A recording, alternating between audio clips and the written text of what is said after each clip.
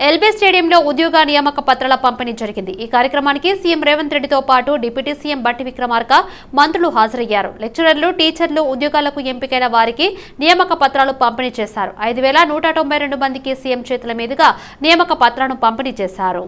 తెలంగాణ సాధనలో నిరుద్యోగులు, యువత పాత్ర ఎంతో గొప్పదన్నారు సీఎం రేవంత్ రెడ్డి. రైతును రాజుగా చేసే పాలనకు నాంది పడింది ఎల్బీ స్టేడియంలోని అని అన్నారు. 3 నెలల్లోనే 30,000 మందికి ఉద్యోగ నియామక పత్రాలు అందజేశామన్నారు. తెలంగాణ సాధనలో నిరుద్యోగులు, యువత పాత్ర ఎంతో గొప్పదన్నారు. విద్యార్థుల త్యాగాలు, బలిదానాలతోనే తెలంగాణ సాకారమైందని సీఎం రేవంత్ వెల్లడించారు. తెలంగాణ ఏర్పడితే న్యాయం జరుగుతుందని యువత భావించిందని తెలిపారు. కానీ కుటుంబ పాలన యువత ఆకాంక్షలను నెరవేర్చలేదని విమర్శించారు. ఈ ఎల్బీ స్టేడియంలోనే మళ్ళీ 2023 డిసెంబర్ 7 తారీఖు నాడు శ్రీ మల్లికార్జున్ ఖర్గే గారు, శ్రీమతి సోనియా గాంధీ గారు, శ్రీ రాహుల్ గాంధీ గారు, శ్రీమతి ప్రియాంక గాంధీ గారి సమక్షంలో వేలాది మంది తెలంగాణ బిడ్డలు ఇదే ఎల్బీ స్టేడియంలోకి వచ్చి ఇందిరమ్మ రాజ్యంలో ప్రజాపాలన, ప్రజాప్రభుత్వాన్ని ఇక్కడ ఏర్పాటు చేసి అభయహస్తం పేరు మీద 6 గ్యారెంటీలను అమలు చేయడానికి మళ్ళీ తొలి సంతకం ఇక్కడనే పెట్టడం జరిగింది. ఈ ఎల్బీ స్టేడియానికి ఉన్న చరిత్ర ఇదే కాకుండా 3 నెలలలోనే 30,000 ఉద్యోగాల నియామక పత్రాలు ఈ వేదిక మీద నుంచే లక్షలాది మంది నిరుద్యోగ యువకుల యొక్క ఆకాంక్షలు తీర్చడానికి ఈ వేదిక మీద నుంచే సంతకం పెట్టి నియామక పత్రాలు ఇవ్వడం జరిగింది. అది పోలీస్ శాఖలో కావచ్చు, పారామెడికల్ సిబ్బంది కావచ్చు, సింగరేణి సిబ్బంది కావచ్చు, ఈరోజు గురుకులాలలో టీచర్ల నియామకాలు కావచ్చు. కేంద్ర ప్రభుత్వంతో ఘర్షణ వైఖరి ఉంటే రాష్ట్ర అభివృద్ధికి ఆటంకమని తెలంగాణ సీఎం రేవంత్ రెడ్డి అన్నారు. ఆదిలాబాద్ లో వివిధ అభివృద్ధి పనులను ప్రధాని మోదీ ప్రారంభించారు. ఈ కార్యక్రమంలో ప్రధానితో పాటు గవర్నర్ తమిళిసై, సీఎం రేవంత్ రెడ్డి పాల్గొన్నారు. రాష్ట్ర అభివృద్ధికి కేంద్రంతో కలిసి ముందుకెళ్తామన్నారు. ఎన్నికల సమయంలోనే రాజకీయాలు చేయాలన్నారు. ఎన్టీపీసీకి కాంగ్రెస్ ప్రభుత్వం సహకరిస్తుందని చెప్పారు. కంటోన్మెంట్ స్థలాన్ని రాష్ట్ర ప్రభుత్వానికి బదిలీ చేసినందుకు ప్రధానికి సీఎం కృతజ్ఞతలు తెలిపారు. రాష్ట్రానికి పెద్దన్నెల మోదీ సహకారం అందించాలని కోరారు. నేను ప్రధానమంత్రి గారి సమక్షంలో కేంద్ర మంత్రి కిషన్ రెడ్డి గారు, తెలంగాణ రాష్ట్ర గవర్నర్ తమిళిసై సౌందరరాజన్ గారు, మిత్రుడు స్థానిక ఎంపీ స్వయం బాబురావు గారు, మిత్రుడు ఎమ్మెల్యే స్థానిక శాసనసభ్యులు పాయల శంకర్ గారి సమక్షంలో నేను ఎన్టీపీసీ సంస్థకు నేను చెప్పదలుచుకున్నాను. తెలంగాణ రాష్ట్ర ప్రభుత్వం మిగిలిన 2,400 మెగావాట్ల విద్యుత్ ఉత్పత్తికి అన్ని రకాల అనుమతులు ఇచ్చి రాష్ట్ర ప్రభుత్వం తరఫున ఇవ్వవలసిన అన్ని రకాల అనుమతులను ఇచ్చి తెలంగాణ రాష్ట్ర పురోగతిలో మీరు ఉత్పత్తి చేసే విద్యుత్తు 85% మా రాష్ట్రానికే ఇవ్వబోతున్నారు. తెలంగాణ రాష్ట్రంలో వెలుగులు నింపబోతున్నారు. సంపూర్ణంగా మా ప్రభుత్వం ఎన్టీపీసీ సంస్థకు సహకరించి ఈ కార్యక్రమాన్ని ముందుకు తీసుకెళ్తామని చెప్పి వేదిక మీద నుంచి నేను మీకు చెప్పదలుచుకున్నాను. పాలు ఉన్న చోటే సంపద ఉంటుందని డిప్యూటీ సీఎం బట్టి విక్రమార్క అన్నారు. హైటెక్స్ ఎగ్జిబిషన్ సెంటర్లో 50వ డైరీ ఇండస్ట్రీ కాన్ఫరెన్స్ కార్యక్రమాన్ని జ్యోతి ప్రజ్వలన చేసి బట్టి వ్యవసాయ శాఖ మంత్రి తుమ్మల నాగేశ్వరరావు ప్రారంభించారు. ఈ సందర్భంగా డిప్యూటీ సీఎం బట్టి మాట్లాడారు. తెలంగాణ సంస్కృతి సాంప్రదాయంలో పాడి ఉత్పత్తి ఒక భాగమన్నారు. పాలు పొంగించి శుభాలు పొందాలన్నారు. పాడి ఉత్పత్తి తెలంగాణ ప్రజలకు ఒక సంపద లాంటిదని, తెలంగాణలో పాడి ఉత్పత్తికి ఇందిరమ్మ రాజ్యంలో కాంగ్రెస్ ప్రభుత్వం అన్ని విధాలుగా ప్రోత్సహిస్తున్నదని తెలిపారు. ఇందిరా క్రాంతి పథకం ద్వారా రాష్ట్ర ప్రభుత్వం డైరీ పరిశ్రమ అభివృద్ధికి దోహదపడుతుందన్నారు. స్వయం సహాయక సంఘంలో ఉన్న మహిళలకు పాడి ఉత్పత్తిలో భాగస్వామ్యం చేయడానికి ఆర్థికంగా ప్రోత్సహిస్తున్నామన్నారు. Ours is also largest agriculture economy and we are being encouraging the dairy industry, and as you all aware that 70% of the dairy industry labor is mostly from the women sector. So I feel the milk production and consumption is also equally important for any population and civilization to grow very healthy and economically also very strong. So as far as the Telangana government is concerned, we are equally concerned encouraging the agriculture sector and dependent sector of the dairy industry.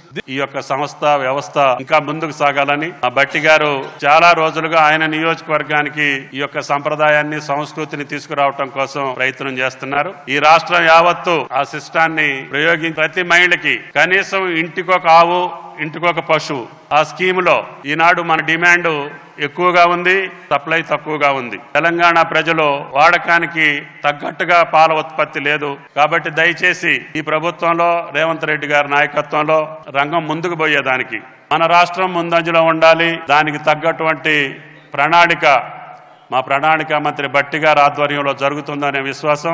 నా వ్యవసాయానికి అనుబంధంగా ఉండేటటువంటి రంగం తెలంగాణ అభివృద్ధిలో మనం భాగం పంచుకున్న వాళ్ళం అవుతాం.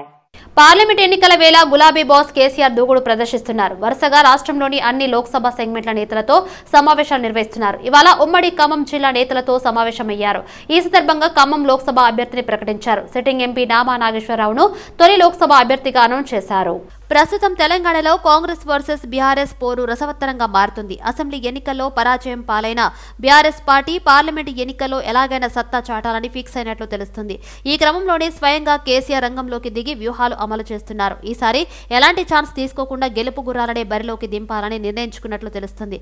ఈ క్రమంలోనే అభ్యర్థులకు ముందుగానే సమాచారం ఇచ్చి క్షేత్రస్థాయిలో పర్యటించాలని ఆదేశాలు జారీ చేసింది. బస్తీలలో నూతన అంగన్వాడీ కేంద్రాలు ఏర్పాటుతో గర్భిణీలకు పిల్లలకు మంచి పౌష్టికాహారం అందుతుందన్నారు మంత్రి పొన్నం ప్రభాకర్. సికింద్రాబాద్ పరిధిలోని బోయిగూడలోని అంగన్వాడీ కేంద్రాన్ని మంత్రి పొన్నంతో పాటు డిప్యూటీ మేయర్ శ్రీలత ప్రారంభించారు.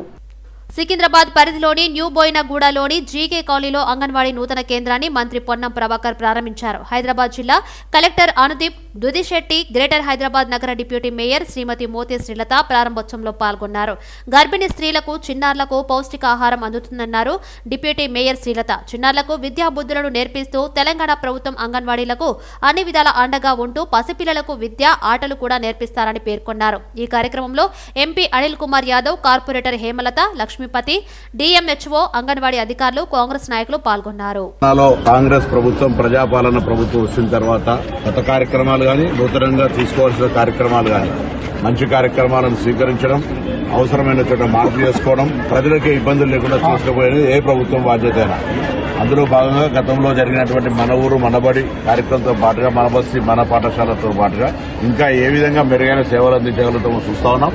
తప్పకుండా ఈ రోజు హైదరాబాద్ లో ఉన్నటువంటి పాఠశాలలో కార్పొరేట్ మీదనే ఆధారపడకుండా ఇబ్బంది లేకుండా ఉండే విధంగా ఇంకా పాఠశాలను పటిష్టపరిచే విధంగా చర్యలు తీసుకున్నాం. విద్యార్థులు పాఠశాల స్థాయి నుండే సైన్స్ పట్ల ఆసక్తిని పెంపొందించుకోవాలని కేంద్ర పర్యాటక శాఖ మంత్రి జి కిషన్ రెడ్డి అన్నారు. తార్నాకలోని ఐఎస్సిటీ ఆవరణలో సుమారు 400 కోట్ల వ్యయంతో నిర్మించనున్న సైన్స్ ఎక్స్పీరియన్స్ సెంటర్ నిర్మాణ పనులను సైన్స్ మరియు టెక్నాలజీ మంత్రి డాక్టర్ జితేంద్ర సింగ్, కేంద్ర మంత్రి జి కిషన్ రెడ్డి శంకుస్థాపన చేశారు. ఈ సందర్భంగా జి కిషన్ రెడ్డి మాట్లాడారు. కేంద్ర సాంస్కృతిక శాఖ ఐఎస్సిటీ సంయుక్త ఆధ్వర్యంలో సుమారు 400 కోట్ల వ్యయంతో తార్నాకలోని ఐఏసిటీలో ఆవరణలో సైన్స్ ఎక్స్పీరియన్స్ సెంటర్ నిర్మాణ పనులకు శంకుస్థాపన చేయడం జరిగిందన్నారు. సైన్స్ ఎక్స్పీరియన్స్ సెంటర్ భవిష్యత్తులో సైన్స్ సిటీగా రూపాంతరం చెందుతుందని అభిప్రాయపడ్డారు. ప్రధానమంత్రి నరేంద్ర మోడీ 2047 నాటికి అభివృద్ధి చెందిన దేశంగా తీర్చిదిద్దడానికి ప్రణాళికలు రూపొందిస్తున్నారని అన్నారు.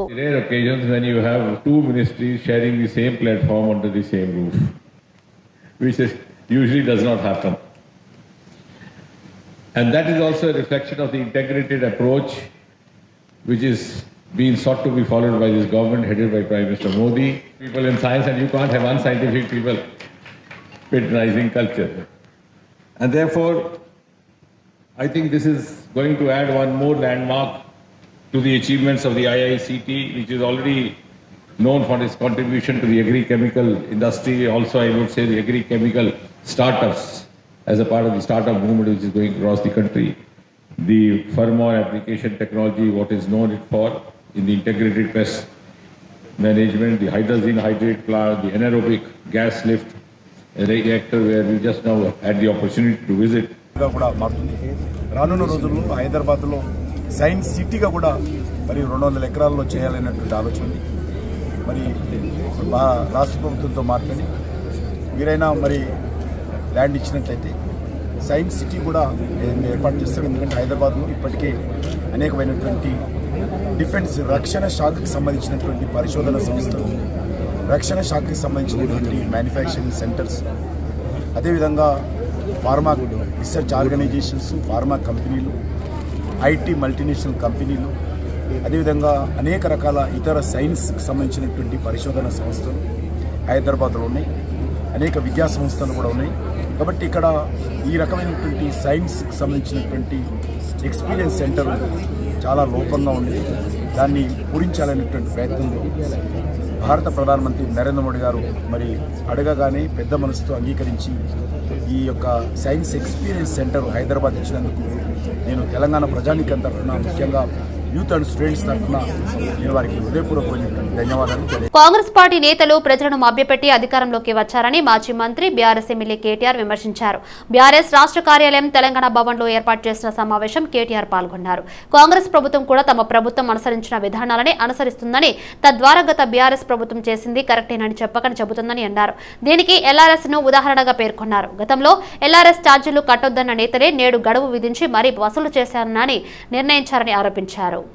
ఈ ముగ్గురు మంత్రుల్ని, ఉప ముఖ్యమంత్రి గారిని, కాంగ్రెస్ పార్టీ ప్రభుత్వాన్ని ఇవాళ నేను సూటిగా అడుగుతా ఉన్నా. ప్రజల నుంచి 20,000 కోట్ల రూపాయలు తోలు వలిచి వసూలు చేయడానికి మీరు వేసిన ఎత్తుగడ ఇది కాదా? మీరు చెప్పిన మాటల్లో విశ్వసనీయత ఉంటే, మీరు ఆనాడు ప్రతిపక్ష పార్టీగా మీరు చెప్పిన మాటల మీద మీకే విశ్వాసం ఉంటే, ఇవాళ మరి ఈ రకమైన ఎల్ఆర్ఎస్ కార్యక్రమానికి మీరు ఎందుకు తెరదీశారు? మార్చి 31 లోపల ఖచ్చితంగా కట్టి తీరాలి అని మీరు ఏదైతే చెప్తున్నారో ఇది మరి ఎంతవరకు సమంజసం మీరే చెప్పాలా. ఎందుకంటే ప్రభుత్వంలో లేనప్పుడు, ప్రతిపక్షంలో ఉన్నప్పుడేమో ఫ్రీగా చేస్తామని చెప్పి ఊకదంపుడు ఉపన్యాసాలు ఇచ్చారు, ప్రజలకు అబద్ధాలు చెప్పి అధికారంలోకి వచ్చారు. కేంద్రంతో మంచి సంబంధాలు ఉంటేనే తెలంగాణ అభివృద్ధి చెందుతుందని బీజేపీ ఎమ్మెల్యే రాజాసింగ్ అన్నారు. బీజేపీ కార్యాలయంలో ఆయన మాట్లాడారు. మాజీ సీఎం కేసీఆర్ మాదిరిగా సీఎం రేవంత్ రెడ్డి వ్యవహరించవద్దని హితవు పలికారు. ప్రధానమంత్రి నరేంద్ర మోదీని మొదట కేసీఆర్ పొగడ్తలతో ముంచెత్తారని, ఆ తర్వాత కనీసం ప్రోటోకాల్ పాటించలేదని మండిపడ్డారు. రేవంత్ రెడ్డి కూడా కేసీఆర్ మాదిరిగా మారకూడదని సూచించారు. కేంద్రంతో సఖ్యతగా ఉంటేనే తెలంగాణ అభివృద్ధి సాధ్యమని తెలిపారు. 10 ఏళ్ల కాలంలో తెలంగాణకు కేంద్ర ప్రభుత్వం ఎన్ని నిధులు ఇచ్చిందో ప్రజలకు రేవంత్ తెలియజేయాలని అన్నారు. బీఆర్ఎస్ నేతలు చేసిన అవినీతిని కూడా ప్రజల ముందు పెట్టాలని డిమాండ్ చేశారు. ప్రధాని మోదీని పెద్దన్నాని సీఎం రేవంత్ సంబోధించడం శుభపరిణామమని రాజాసింగ్ అన్నారు. త్వరలో పరిశ్రమలో జరగనున్న కార్మిక సంఘం గుర్తింపు ఎన్నికల్లో గంట గుర్తుపైన ఓటు వేసి Pennar industries limited employees union ను గెలిపించాలని ఎమ్మెల్యే గూడెం మహిపాల్ రెడ్డి అన్నారు. పటాన్చెరు నియోజకవర్గం జీఎంఆర్ ఫంక్షన్ హాల్లో ఏర్పాటు చేసిన Pennar industries limited employees union సమావేశంలో ముఖ్య అతిథిగా గూడెం మహిపాల్ రెడ్డి పాల్గొన్నారు. నియోజకవర్గంలో 3 సార్లు ఎమ్మెల్యే అవ్వడానికి కార్మికులు తమ వంతు కృషి చేశారని గూడెం మహిపాల్ రెడ్డి అన్నారు. తన గెలుపుకు కృషి చేసిన కార్మికులకు అండగా ఉంటానని హామీ ఇస్తున్నారన్నారు. తప్పకుండా 6న జరిగే ఎన్నికల్లో యూనియన్ కి ఓట్లు వేసి గెలిపించాలని కోరారు. కార్మికుల సమస్యలపై హాజరైన కార్మిక సంఘం రాష్ట్ర కార్యదర్శి, మాజీ ఎంపీపీ యాదగిరి యాదవ్, మాజీ ఎంపీపీ శ్రీశైలం యాదవ్, సీనియర్ నాయకులు వెంకటరెడ్డి, పాండు, కార్మిక సంఘం ప్రతినిధులు పాల్గొన్నారు.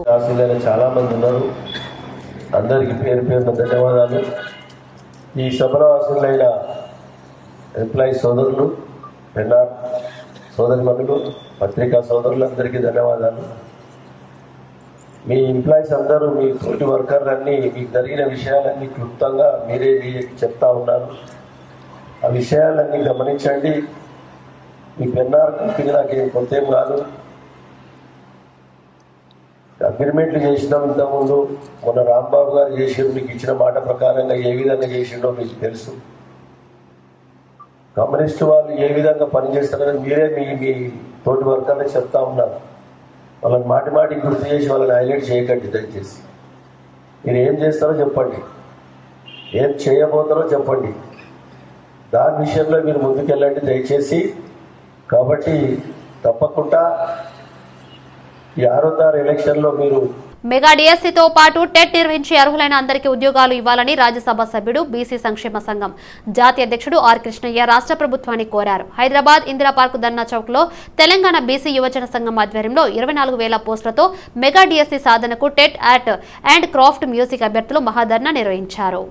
రాష్ట్ర ప్రభుత్వంలోని కొందరు అధికారులు మోకొబ్బడిగా నామమాత్రంగా 40,000 పోస్టులు ఖాళీగా ఉన్నాయని చెబుతున్నారని ఎంపీ ఆర్ కృష్ణయ్య అన్నారు. ఈ ధోరణిని అధికారులు ఉపసంహరించాలని ఆయన హితవు పలికారు.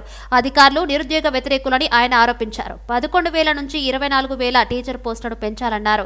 పీఆర్సీ నివేదిక కూడా 24,000 పోస్టులు ఖాళీగా ఉన్నాయని, వాటిని భర్తీ చేసే వరకు పోరాటం కొనసాగిస్తామని స్పష్టం చేశారు. రాష్ట్రంలో అన్ని పాఠశాలల్లో ఉపాధ్యాయుల కొరత తీవ్రంగా ఉందని ఆయన తెలిపారు. ప్రభుత్వ విద్యా సంస్థల మౌలిక సదుపాయాలతో పాటు ఉపాధ్యాయుల కొరతపై దృష్టి సారించాలని సూచించారు. డిఎస్సితో పాటు టెట్ వేసి పాస్ అయిన వాళ్ళందరికీ టీచర్ పోస్టులు రాసేటట్టుగా 2 సైమల్టేనియస్ గా ఏకకాలంలో పరీక్షలు నిర్వహించాలని, అదేవిధంగా స్కూల్ అసిస్టెంట్ పోస్టులో 70% డైరెక్ట్ రిక్రూట్మెంట్ కోటా కింద 30% ప్రమోషన్ల కింద విధి విధానాలు మార్చాలని. ఎందుకంటే ఈ డిఎస్సి నోటిఫికేషన్ లో చాలా విధానాలు లోపభూయిష్టంగా ఉన్నాయి. ఇప్పుడే స్కూల్ అసిస్టెంట్ విషయం తీసుకుందాం.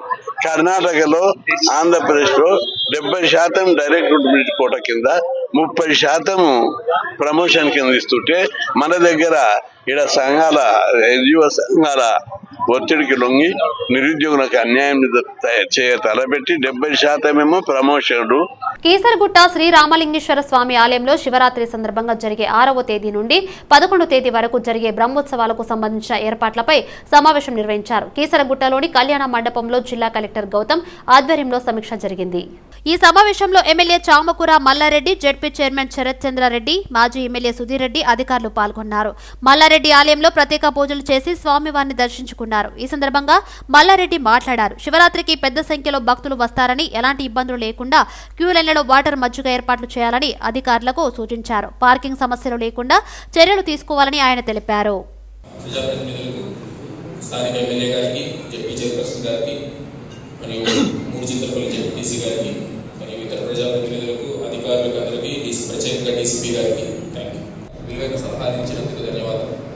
అలానే అధికారులు కూడా వాళ్ళ స్టేటస్ ఎలా ప్రిపరేషన్ జరుగుతుందని చెప్పారు. So most of the works already finish అయ్యి వచ్చినాయి.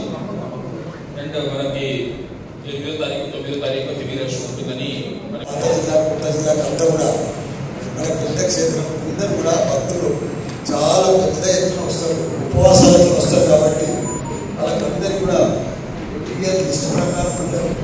పోలీస్ అధికారులు, వాటర్ వాళ్ళు, ఎలక్ట్రిసిటీ వాళ్ళు అందరూ కూడా బాగా పనిచేస్తున్నారు, బాగా చేస్తున్నారు. ఇంకా బాగా చేయాలి. ఎందుకంటే రోజు రోజుకు అభివృద్ధి చెందుతున్నది టెంపుల్, కానీ భక్తులు ఎక్కువ వస్తున్నారు. కానీ ఆ భక్తుల తగ్గట్టు ఫెసిలిటీస్ పెరుగుతాయి. ఇంకా పెంచాలి. మనం చేసేది జాతర కోసం కాబట్టి 5-6 రోజులకే కాబట్టి స్పెషల్గా కేర్ తీసుకొని స్పెషల్ టీంలో వేసి వాటర్ కానీ కరెంట్ కానీ ఇవన్నీ కూడా ఫెసిలిటీస్ చేస్తే బాగుంటుంది. దానికి తోడు ఇక్కడ ఎవ్రీ ఇయర్ కూడా పాస్లో కూడా ఎక్కువైతుంది. ఎల్బీ నగర్ నియోజకవర్గం చంపాపేట్ డివిజన్ దుర్గా భవానీ నగర్ కాలనీ వాసులు కార్పొరేటర్ వంగ మధుసూదన్ రెడ్డిని మర్యాదపూర్వకంగా కలిశారు. ఈ సందర్భంగా కాలనీలోని పలు సమస్యలపై కార్పొరేటర్ కు వివరించారు. శరవేగంతో అభివృద్ధి పథంలో చంపాపేట్ డివిజన్ పయనిస్తుందని వంగ మధుసూదన్ రెడ్డి తెలిపారు. తమ కాలనీలో మిగిలి ఉన్న అంతర్గత సీసీ రోడ్లు, పార్కు, కమ్యూనిటీ హాల్ పూర్తి చేసేలా చర్యలు తీసుకోవాలని కోరుతూ కార్పొరేటర్ వినతి పత్రాన్ని అందజేశారు. ఈ మేరకు కార్పొరేటర్ స్పందించి వెంటనే సంబంధిత అధికారులతో ఫోన్లో మాట్లాడి ప్రజలకు ఇబ్బంది లేకుండా త్వరలోనే పూర్తి చేసేలా చర్యలు తీసుకోవాలని ఆదేశించారు. ఎన్నో ఏళ్లుగా జరగని పనులు ఇప్పుడు జరుగుతున్నాయని అక్కడి వాళ్ళు సంతోషంగా కార్పొరేటర్ ని ఆశీర్వదించారు. అతి త్వరలోనే కాలనీలోని ప్రతి సమస్య పరిష్కారమయ్యే విధంగా కృషి చేస్తానని కాలనీ వాసులకు హామీ ఇవ్వడం జరిగింది. అల్వాల్ మున్సిపాలిటీ పరిధిలో గల Machabollaram, Alwal hills, citizen colony ఇంకా ఎన్నో ప్రాంతాలతో డ్రైనేజ్ నీళ్లు పొంగి పొర్లుతున్న అధికారులు పట్టించుకోవడం లేదని స్థానిక బీజేపీ నేతలు విమర్శించారు. తమ ఎమ్మెల్యే మరి రాజశేఖర్ రెడ్డి అని ఇప్పటి వరకు తెలియదని బీజేపీ నాయకులు మండిపడ్డారు. ఈ సందర్భంగా మున్సిపాలిటీ కార్యాలయం ఎదుట ధర్నా నిర్వహించారు బీజేపీ నాయకులు, కార్యకర్తలు. అదేవిధంగా రోడ్లు కూడా సక్రమంగా వేయటం లేదని, వారి నిర్లక్ష్య వైఖరి విధానాన్ని బీజేపీ పార్టీ నాయకులు విమర్శించారు. ఇప్పటికైనా అధికారులు నిద్రలో నుండి మేలుకొని ఎక్కడైతే సమస్యలు ఉన్నాయో ఆ సమస్యలు నిర్మూలించాలని డిమాండ్ చేశారు. విధులు నిర్వహిస్తున్న అధికారి కూడా రానివ్వకుండా చేస్తామని హెచ్చరించారు బీజేపీ నాయకులు. భారతీయ జనతా పార్టీ ఆధ్వర్యంలో అల్వాల్ సర్కిల్లో ఉన్నటువంటి ప్రతి ఒక్క నాయకుడు ఇక్కడ జీహెచ్ఎంసీ సర్కిల్లో ఆఫీస్ దగ్గర గ్యాదర్ అయ్యి జీహెచ్ఎంసీ యొక్క నిర్లక్ష్య వైఖరిని ప్రశ్నించడానికి రావడం జరిగింది. నిరసన తెలియజేయడం జరుగుతా ఉంది. ఈనాడు చూసుకుంటే ఈ సర్కిల్లో రోడ్లు లేవు, డ్రైనేజ్ సిస్టమ్ లేదు. కాంప్రహెన్సివ్ డ్రైనేజ్ సిస్టమ్ గురించి 2019 నుంచి మేము మచ్చబొల్లారం డివిజన్ లో ఇక్కడ జీహెచ్ఎంసీకి వచ్చి ఎన్నో రకాలైనటువంటి వినతి పత్రాలు ఇచ్చినటువంటి సందర్భాలు ఉన్నాయి. అవి కేవలం గుట్టదాకలే గాని పరిష్కారం దిశగా ఎటువంటి చర్యలు లేవు. జీహెచ్ఎంసీ దగ్గరికి వస్తే ఇది మా పరిధిలో లేదంటారు, హెచ్ఎండబ్ల్యూఎస్డీ పోతే అది మా పరిధి కాదంటారు. వీళ్ళిద్దరి మధ్యలో నలుగుతున్నటువంటి పెద్ద సమస్య డ్రైనేజ్, కాంప్రహెన్సివ్ డ్రైనేజ్ సిస్టమ్. అదేవిధంగా బాక్స్ డ్రైనేజెస్ కూడా. మీరు ఏ రోడ్డుకైనా వెళ్ళండి, ఈ సర్కిల్లో ఉన్నటువంటి ఏ రోడ్డుకు వెళ్లినా కూడా డ్రైనేజ్ మొత్తం రోడ్ల మీదనే బారుతుంటది. జైగౌడ్ ఉద్యమ జాతీయ ప్లీనరీ జాతీయ నూతన కమిటీ కార్యక్రమాన్ని ఉస్మానియా యూనివర్సిటీ ఆర్ట్స్ కళాశాలలో నిర్వహించారు.